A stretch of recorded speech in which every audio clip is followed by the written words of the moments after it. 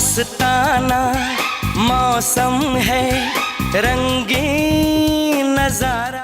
90s में बॉलीवुड में एक ऐसे एक्टर ने एंट्री की जिनकी पहली ही फिल्म रिलीज होने के साथ ये उस दौर की टीनेज लड़कियों का क्रश बन गए और फिल्म इंडस्ट्री में लोग इन्हें चॉकलेटी बॉय और लवर बॉय के नाम से जानने लगे। चलते यूं ही रुक जाता हूँ मैं, बैठे बैठे कहीं। हालांकि किसी भी इमेज में टाइप कास्ट होना एक्टर्स के करियर के लिए नुकसानदेह ही रहा है और इनके साथ भी वही हुआ और अपनी चॉकलेटी इमेज को बदलने के लिए इन्हें कड़ा संघर्ष करना पड़ा। आपको क्या लगता है आप आधे शहर के सामने हमारा मजाक बना देंगे और हम गाय की तरह खड़े रहेंगे? दोस्तों, आज हम बात करेंगे जिमी शेरगिल की, जिन्हें बॉलीवुड में कभी अपने काम के लिए क्रेडिट नहीं मिला तो फिर कुछ समय बाद इन्हें सिर्फ साइड रोल ही ऑफर होने लगे। वहीं सिख धर्म का होने के बावजूद एक फिल्म में इन्होंने पगड़ी पहनने से इनकार कर दिया और बात यहाँ तक बढ़ी कि इनके घर वालों ने भी इनसे रिश्ता तोड़ लिया। बोले थे ना राजा, 2 घंटे का रास्ता है लखनऊ से कानपुर तक का, बोले थे ना राजा। और तुम साले मियाँ बीवी जिंदगी झंड कर दी हमारी। चुपचाप जाके बाइक पे बैठो और चलो हमारे साथ। और तुम बेटा, तुम तो तीतर रोलो, समझे?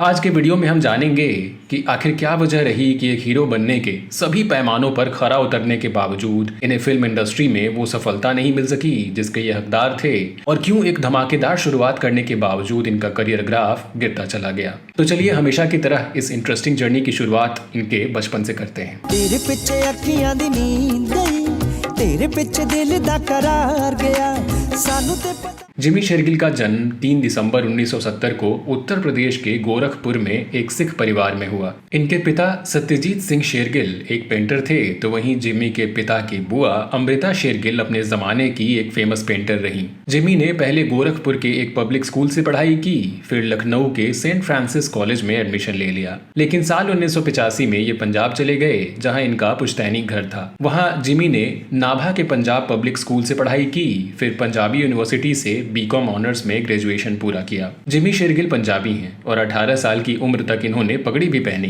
क्योंकि उसके बिना इन्हें हॉस्टल में एडमिशन नहीं मिल रहा था। लेकिन बाद में इन्होंने पगड़ी पहनना बंद कर दिया और इस वजह से इनका परिवार इनसे इस कदर नाराज हुआ कि अगले 1 साल तक इनसे उन्होंने बात तक नहीं की। पगड़ी ना पहनने के पीछे वजह सामने आई कि हॉस्टल में इन्हें जहाँ पगड़ी धोने और वेयर करने में दिक्कत होती थी, तो वहीं लंबे बालों की केयर करने में भी समय लगता था, जिसका असर इनकी स्टडीज पर होने लगा और इसी वजह से इन्होंने पगड़ी पहनना बंद कर दिया। इसी दौरान यानी साल 1989 में इनका एक रोड एक्सीडेंट हो गया जिसमें ये बुरी तरह घायल हो गए। फिर घर वालों की नाराजगी कुछ कम होने लगी और पढ़ाई पूरी करने के बाद ये हॉस्टल से घर चले गए। जिमी के पिता तब चाहते थे कि हायर एजुकेशन के लिए जिमी यूएस चले जाएं और वहां से एमबीए कर अपना करियर बनाएं, लेकिन उसी दौरान इनके फूफा जी का मर्डर हो गया और ये अपनी बुआ के घर दिल्ली आ गए।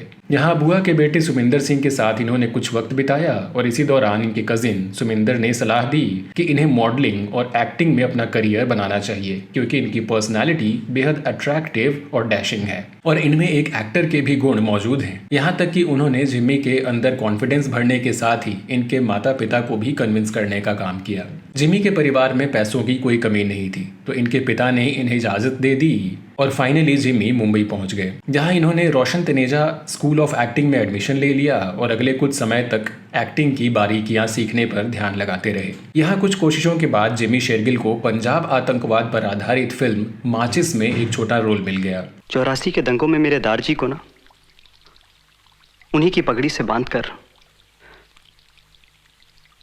चलता हुआ टायर उनके गले में डालकर भस्म कर दिया था लोगों ने। दरअसल फिल्म माचिस जब बननी शुरू हुई थी तो जिमी अपने एक दोस्त के साथ इस फिल्म के डायरेक्टर गुलजार से मिलने पहुंचे और उनसे रिक्वेस्ट किया कि इस फिल्म में उन्हें असिस्टेंट डायरेक्टर के तौर पर काम मिल जाए। लेकिन डायरेक्टर गुलजार को जिमी में एक एक्टर वाली संभावना नजर आई और उन्होंने इस फिल्म में उन्हें एक प्रभावशाली किरदार के लिए कास्ट कर लिया। इत्तेफाक रहा कि उस किरदार का नाम भी जिमी ही रखा गया था।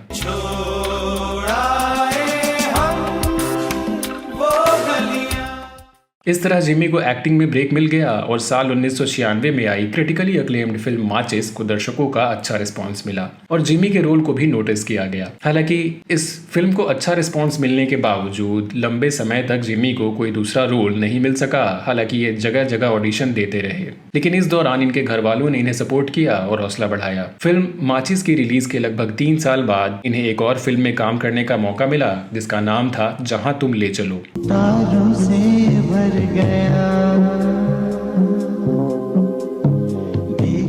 लेकिन ये एक लो बजट फिल्म रही और जिमी को भी इस फिल्म से निराशा ही हाथ लगी। लेकिन इसके कुछ समय बाद यश राज बैनर से जिमी शेरगिल को फोन आया और इन्हें ऑडिशन के लिए बुलाया गया। कई राउंड के ऑडिशन हुए और फाइनली इन्हें एक बड़े बैनर की फिल्म यानी फिल्म मोहब्बतें के लिए कास्ट कर लिया गया। साल 2000 में रिलीज हुई ये वही फिल्म रही जिसने जिमी शेरगिल को घर घर में पहचान दिलाई। वैसे तो ये मल्टी स्टारर फिल्म रही जिसमें अमिताभ बच्चन, शाहरुख खान और ऐश्वर्या राय जैसे बड़े स्टार्स काम कर रहे थे, लेकिन फिर भी बाकी 6 एक्टर्स के लिए भी पूरा स्कोप था कि वो अपना टैलेंट दिखा सकें। तुम जवाब क्यों नहीं देती? तुम यहाँ आयुष को पियानो सिखाने आए हो या मुझसे गप्पे लड़ानी? तुम्हें क्या लगता है? आदित्य चोपड़ा की इस फिल्म के रिलीज होने के बाद क्यूट से दिखने वाले जिमी शेरगिल लड़कियों के बीच चॉकलेटी बॉय और लवर बॉय के नाम से फेमस हो गए। एक दूजे से जुड़ जाएं, आ हम दोनों उड़ जाएं, जैसे संग।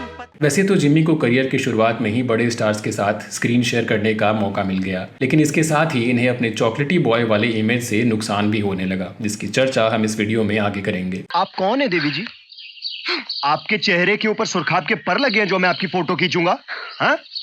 अरे आंखें खोल के देखिए, आपके अलावा और भी बहुत खूबसूरती है जो दूर दूर तक इन वादियों में फैली हुई है। इसके बाद साल 2001 में जिमी की एक और फिल्म आई जिंदगी का सफर, जिसमें ये अमीषा पटेल के ऑपोजिट सोलो हीरो थे। हालांकि ये फिल्म बॉक्स ऑफिस पर फ्लॉप हो गई, लेकिन इसी दौरान साल 2002 में इन्हें यश राज बैनर की एक और फिल्म मिली, मेरे यार की शादी है। इसमें जिमी के अलावा एक और एक्टर उदय चोपड़ा रहे और इसकी हीरोइन थी ट्यूलिप जोशी। हार नहीं जीत नहीं, जहाँ प्यार है जिसमें हार जीत। ये एक लव ट्रायंगल स्टोरी रही जिसमें जिमी के क्यूटनेस को खूब पसंद किया गया और इस फिल्म के गाने भी सुपरहिट रहे और इससे जिमी के करियर को मजबूती भी मिली।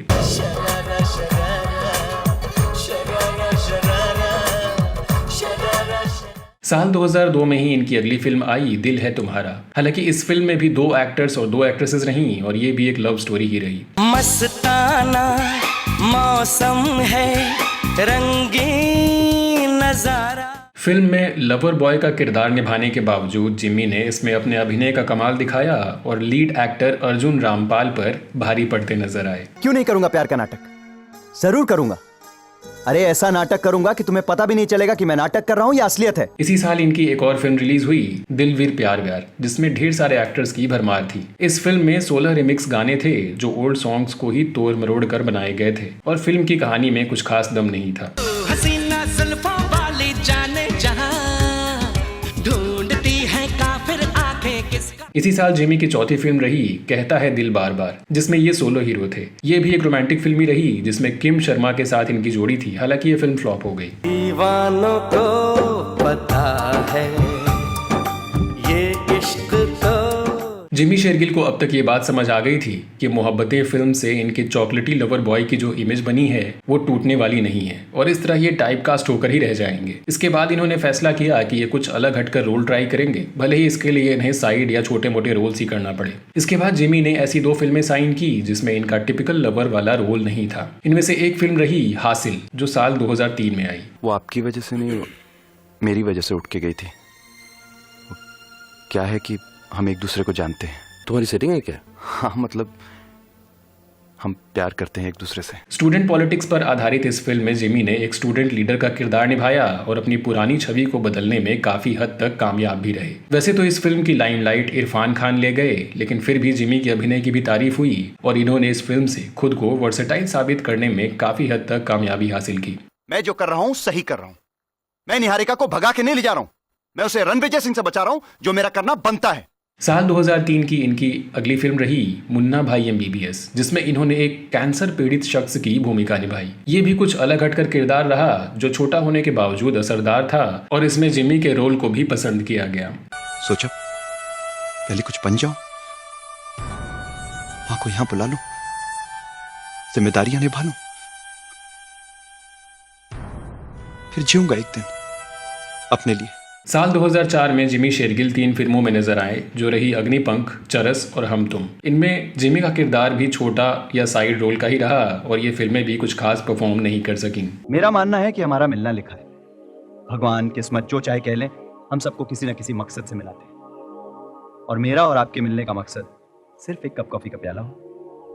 कुछ यकीन सा नहीं होता। साल 2005 में इनकी 2 फिल्में रिलीज हुई, जिनमें से एक थी सिलसिले और दूसरी रही यहाँ। हालांकि ये दोनों फिल्में भी नहीं चल पाईं और जिमी के करियर को भी इससे नुकसान ही हुआ। मैं अंदर जाऊंगा सर। जज्बाती बनकर कोई फैसला मत लो कैप्टन। आपसे किसने कह दिया सर कि एक फौजी को जज्बाती होने का कोई हक नहीं है? और वैसे भी मैं जज्बाती नहीं हो रहा हूँ। इसके बाद साल 2006 में जिमी ने कई तरह की फिल्मों में काम किया, जिसमें से प्रमुख रहीं प्रतीक्षा, उमर, टॉम डिक हैरी, यूं होता तो क्या होता, लगे रहो मुन्ना भाई, बस एक पल और रह गुजर। 7 लाख रुपए चाहिए। काय को? देखिए, मैंने अपने फादर के सारे पैसे शेयर्स में बर्बाद कर दिए। मेरा फ्रेंड कहता था डबल हो जाएंगे। घर खरीदने के लिए पैसे बचा रहे थे, कहां से लाऊं? लेकिन इनमें से भी एक भी फिल्म ऐसी नहीं रही जिसमें कि जिमी शेरगिल का कोई असरदार रोल रहा हो। इसके बाद साल 2007 में जिमी की कुल 7 फिल्में रिलीज हुई, जो कि थीं Eklavya the Royal Guard, Delhi Heights, Raqib, Victoria number 203, छोड़ो न यार, 10 कहानियां और स्ट्रेंजर्स। लेकिन इनमें से दिल्ली हाइट्स को छोड़कर एक भी फिल्म ऐसी नहीं रही जिसमें जिमी सोलो हीरो हो या फिर फिल्म ने कोई खास परफॉर्म किया हो। कुछ गुनाह ऐसे होते हैं जिन्हें करने में बहुत मजा आता है। ऐसे ही कुछ गुनाह मैंने भी किए। साल 2008 में जिमी शेरगिल 2 फिल्मों का हिस्सा रहे, हंसते हंसते और अ वेंसडे। इनमें से वेंसडे फिल्म सुपरहिट रही, जिसमें जिमी के किरदार को भी पसंद किया गया। ये सब ठीक नहीं हो रहा है। ये सारे बच गए और हमें बॉम्ब्स का पता नहीं चला तो? आरिफ राठौर सर ने कहा है। नहीं जय, इन तीनों को छोड़, इसको साथ लेके चलते हैं और ये तब छूटेगा जब वो हमें बॉम्ब्स की एग्जैक्ट लोकेशन बताएगा। साल 2009 में जिमी की 2 फिल्में आईं, बैचलर पार्टी और मरेगा साला, लेकिन दोनों फिल्में फ्लॉप रहीं। तो वहीं साल 2010 में इनकी 2 फिल्में माय नेम इज खान और फ्लैट ने कुछ बेटर परफॉर्म किया। ये है हमारा ऑफिस। आइए देखिए, गौर से देखिए। गौर से देखिए। जब मैं अमेरिका आया था क्या था मेरे पास? कुछ नहीं। लेकिन आज सीफर सर, मैं नाज हर्बल प्रोडक्ट्स का सबसे बड़ा डीलर हूं मैं। इधर आइए। इसके बाद साल 2011 में जिमी 3 फिल्मों का हिस्सा रहे, जिनमें से एक थी सुपरहिट फिल्म तनु वेड्स मनु। डॉक्टर साहब, आप ये मत सोचना कि हम लोग आपको धोखा देना चाह रहे थे, मगर क्या करें, हाथ के बारे में सुन के कोई आता ही नहीं है। मेरी बहन बहुत अच्छी है, घर का सारा काम करती है, कोई दिक्कत नहीं आती। इस फिल्म में जिमी का किरदार इंटरेस्टिंग और दमदार रहा, जिसे दर्शकों ने खूब पसंद किया। इस किरदार ने जिमी को एक नई पहचान दिलाई और वर्सेटाइल एक्टर की छवि भी। इसी साल जिमी की दूसरी फिल्म रही गेम, जिसमें जिमी का सामान्य रोल रहा, और तीसरी फिल्म रही साहिब, बीवी और गैंगस्टर, जिसमें एक गैंगस्टर के रोल में जिमी शेरगिल छा गए। क्या है कि तुम जो भी करती हो ना, उसका असर ज्यादा देर रह नहीं पाता है। बहुत लंबा खेल खेला था तुमने हमें जेल भेजने का, हुआ क्या? आ गए ना बाहर। साल 2012 में ये डेंजरस इश्क और शू बाइट में नजर आए, हालांकि इन्हें कुछ खास फायदा नहीं हुआ। इसके बाद साल 2013 में जिमी राजधानी एक्सप्रेस और स्पेशल 26 में नजर आए। इसी साल इन्हें साहिब, बीवी और गैंगस्टर रिटर्न्स और 4-2 का 1 में भी देखा गया। इसे बेच पाओगे? क्यों साहब? ऐसा मत करिए साहब। अरे असली हीरा हम हैं, हम रहेंगे तो ऐसे पत्थर कहीं और आ जाएंगे। हालांकि इसी साल इनकी फिल्म बुलेट राजा में इनके अभिनय को पसंद किया गया। हमें पता चल गया वो कहाँ है। अखंडवीर और उसके भतीजों के साथ जंगल में शिकार खेल रहा है, वहीं छुप के मारेंगे साले को। साल 2014 में जिमी फगली, बैंग बैंग और डर एट द मॉल फिल्मों में नजर आए। राणा गायब है सर। मतलब? मैंने ही उसे बेसमेंट में भेजा था सीसीटीवी कैमरा चेक करने। अरे बेवड़ा है, पीकर पड़ा होगा कहीं। कुछ ना कुछ गड़बड़ है सर, मैंने भी चेक किया। साल 2015 में इनकी एक मल्टी स्टारर फिल्म युवा के अलावा तनु वेड्स मनु रिटर्न्स भी रिलीज हुई, जिसमें एक बार फिर से जिमी अच्छे और दमदार रोल करते नजर आए। इस फिल्म के लिए इन्हें बेस्ट सपोर्टिंग एक्टर का नॉमिनेशन भी मिला। यहाँ एक बार घोड़ी पे चढ़ना नसीब नहीं हुआ, ये साले को घोड़ी पे घूम रहा है तब से। साल 2016 में जिमी शेरगिल कुछ 8 फिल्मों में नजर आए। हालांकि इनमें से ज्यादातर फिल्मों में जिमी शेरगिल छोटे या साइड रोल्स करते ही दिखे। अनवर मियाँ, मीठी ईद है, मना लो, बकरीद मनाने पर मजबूर न करो। 2017 में इन्हें शुभ मंगल सावधान और रांची डायरीज में देखा गया। तो साल 2018 में इन्होंने मुक्केबाज, वीरे दी वेडिंग, फेमस, साहिब, बीबी और गैंगस्टर 3 और हैप्पी फिर भाग जाएगी में अभिनय किया। देखिए 3 छड़े हैं, राहुल, सलमान भाई और मैं, और हमने आपस में डिसाइड किया है जिस दिन भी शादी करेंगे इकट्ठे करेंगे। साल 2019 में जिमी कई फिल्मों का हिस्सा रहे, जैसे दे दे प्यार दे, फैमिली ऑफ ठाकुरगंज, झूठा कहीं का, जजमेंटल है क्या, पी से प्यार, एफ से फरार और पति पत्नी और वो। अरे हम शौकिया नाचने गाने वाले हैं, नाच गा रहे हैं, काहे लाइसेंस देके हमें कोटे बैठाना चाहते हैं? चलिए, okay okay okay, love you love you. साल 2021 में ये एक्शन थ्रिलर फिल्म कोलार बम में नजर आए, जिसमें ये सोलो हीरो थे, और ये फिल्म डिज्नी हॉटस्टार के डिजिटल प्लेटफॉर्म पर रिलीज की गई। मिसेस फर्नांडिस को जितना कम पता चले उतना अच्छा है, हम कहीं अंदर जाके बात कर सकते हैं। साल 2022 में जहां जिमी फिल्म डबल एक्सेल में कैमियो करते नजर आए, तो वहीं साल 2023 में इन्होंने ऑपरेशन मे फेयर नाम की थ्रिलर फिल्म में एक डिटेक्टिव का दमदार किरदार प्ले किया। All these victims have been killed by somebody who's a left-handed person. तो वहीं इसी साल जिमी की एक और फिल्म आजम भी रिलीज हुई, जिसमें इनके साथ अभिमन्यु सिंह की भी अहम भूमिका रही। नवाब के जाने के बाद इनके रास्ते का सबसे बड़ा कांटा तू है भाई। इन सबको एक साथ एक रात में मारना होगा। वहीं साल 2024 में ये अजय देवगन और तब्बू के साथ रोमांटिक थ्रिलर फिल्म औरों में कहा दम था में नजर आने वाले हैं। उस रात एग्जैक्टली हुआ क्या था? दिमाग का प्रॉब्लम है अभिजीत। करता पहले, सोचता समझता बाद में। इन हिंदी फिल्मों के अलावा साल 2005 से अब तक जिमी ने लगभग 16 पंजाबी फिल्मों में भी काम किया, और इनमें से कई सुपरहिट भी रहीं।